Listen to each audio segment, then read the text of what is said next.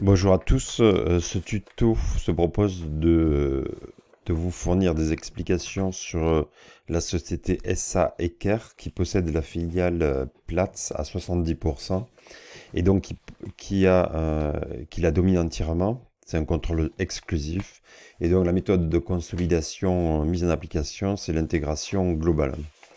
La particularité de cet exercice est de vous montrer avant la partie correction des comptes, avant l'élimination des capitaux propres de la filiale et réaffectation du résultat comptable de la filiale. Voilà. Donc ici, pas de difficulté particulière. Les informations concernant la société mère que j'ai mis en jaune vous ont été fournies dans le document 1, ainsi que son compte résultat, très simplifié puisqu'il y avait juste produit et charge dans ce même document 1.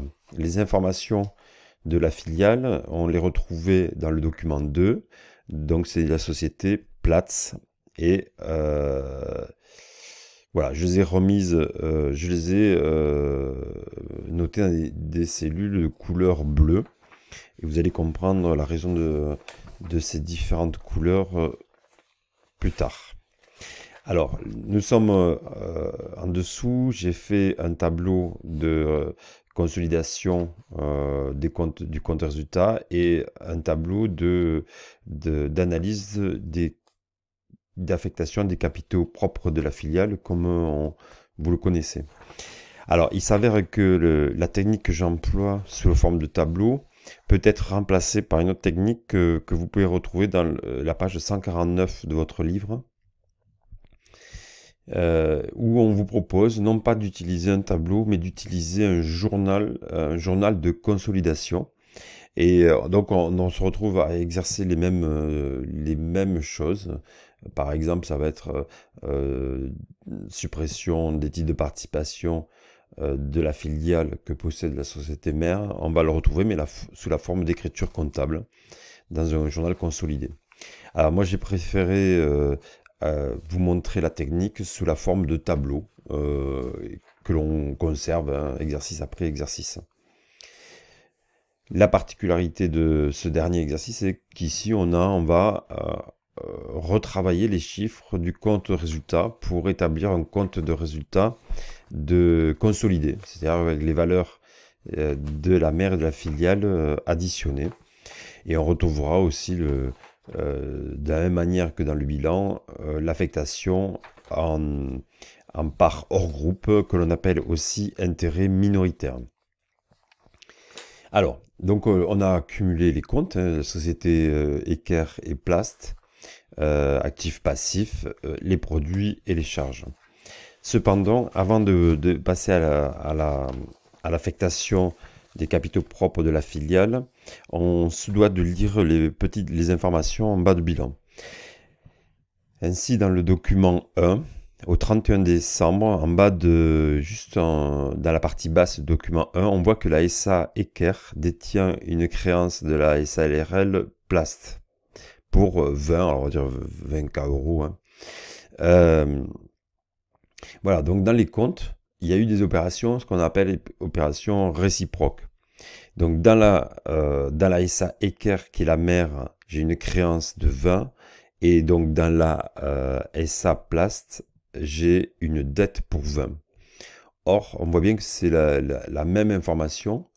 On les a cumulés, ces 20, avec les comptes de la filiale et de la mère.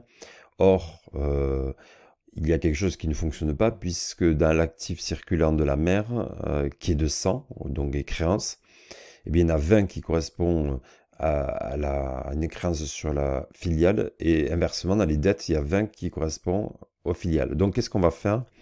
Eh bien, on va corriger les comptes. On va dire, eh c'est une opération réciproque, je dois annuler. Donc, je vais annuler 20 des créances de la société mère. Alors, je vais vous laisser des couleurs pour le suivi. Ensuite, je vous ai dit, c'est une opération réciproque et il faut diminuer les dettes de 20. Donc on va se retrouver ici, les 120 de dettes d'origine de la société Plast, ben en fait on va les diminuer de 20. Alors c'est pas exactement un lien direct, mais l'opération une, c'est suppression des créances de 20. Opération 2, suppression des dettes de 20. Ensuite, il y a une information qui est fournie. Au cours de l'exercice N, la SA Eker a effectué des ventes dans la SA SARL place pour 70. Bon, mais là, on se retrouve à devoir corriger le compte résultat, puisque si au cours de l'exercice N, la SA Eker a effectué des ventes, ces ventes, on va les retrouver dans les 400 de la société Eker. Eh bien, il y a 70 qui ont été réalisés sur la filiale. Et dans les charges, on va se retrouver donc avec 70 qui a été comptabilisé puisque la filiale avait acheté à la société mère. Donc on a 70 € dans les produits et 70 € dans les charges qu'il convient de modifier et de supprimer. Donc qu'est-ce qu'on va faire? On va faire moins 70 € dans les produits, moins 70 € dans les charges. Et on va retrouver des cumuls différents. Voilà, alors ça, on a donc fait les correctifs. Il n'y avait pas d'autres correctifs à faire. Il en existe un certain nombre. Il existe un certain nombre de cas, enfin, que vous approfondirez si vous continuez vos études en DCG.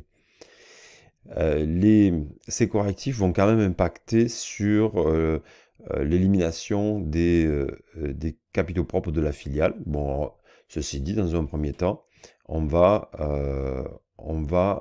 reprendre les capital et réserves de la filiale. Donc je retourne voir le capital. Ici, il n'y a que du capital, il n'y a pas de réserve.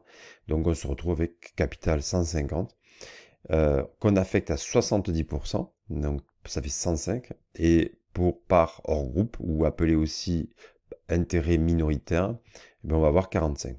On élimine 105 correspondant au titre de participation que possède la société mère sur la filiale. Donc on voit qu'ici on a fait moins 105. On a éliminé le capital de la filiale, moins 150. Et on vient de dire qu'on a affecté 45 en intérêt réserve hors groupe, qu'on appelle intérêt minoritaire également, 45. Ensuite, on passe à la répartition du résultat de la filiale. Alors, le résultat de la filiale, qui est de 50, va être affecté pour 35 dans la part groupe et 15 à la part hors groupe. Alors, comme ce résultat de la filiale a été noté ici, qu'est-ce qu'on va faire? On va sortir la part correspondant aux intérêts minoritaires, qui est de 15, c'est-à-dire 50 fois 30%, et pour le réaffecter en dessous d'un résultat hors groupe ou intérêt minoritaire, pour 15. Voilà, donc ça ne change pas fondamentalement les mécanismes. Juste pour finir, la partie basse du compte de résultat, il y avait ici part hors groupe, eh bien on va sortir la part d'intérêt minoritaire pour le mettre sur une ligne. Résultat hors groupe ou intérêt minoritaire de 15, c'est la même chose que ça.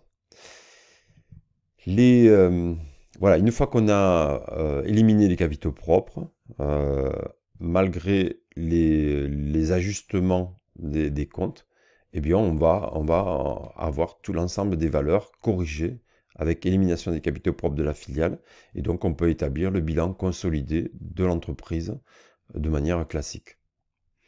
Voilà pour ce premier exemple d'un cas où il y avait des corrections à faire avant répartition des capitaux propres de la filiale. Voilà.